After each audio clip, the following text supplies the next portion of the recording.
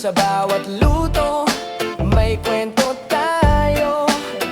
Hindi kailangang magastos palagi, basta't masarap, tipid na happy. Pagising sa umaga, diretso sa kalan. Ano kayang ulam na sok sa panlasat tiyan? May itlog, kunting sibuyas, may tirang kanin. Tara na't magluto, simulan na ang matinik na tipid. Kahit tight ang budget, push lang go. Masarap pa rin kahit simpleng menu. Sama ng pamilya sa hapagkainan, smile ang reward sa bawat kagat ng ulam.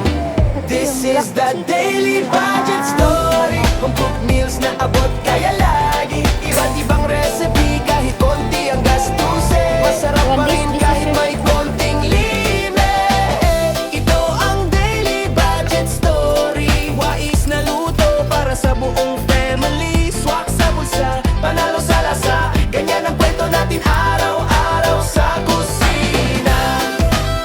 Yo, wow. Yo, wow. Wow, wow.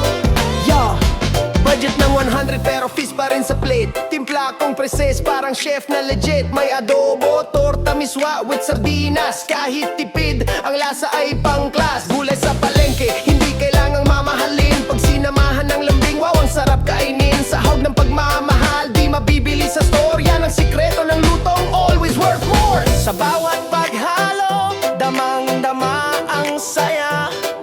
Sa bawat kutsara, may kwento ng pamilya. Lutong pusong totoo, yan ang aking misyon. Sa bawat vlog ko, ito ang aking passion.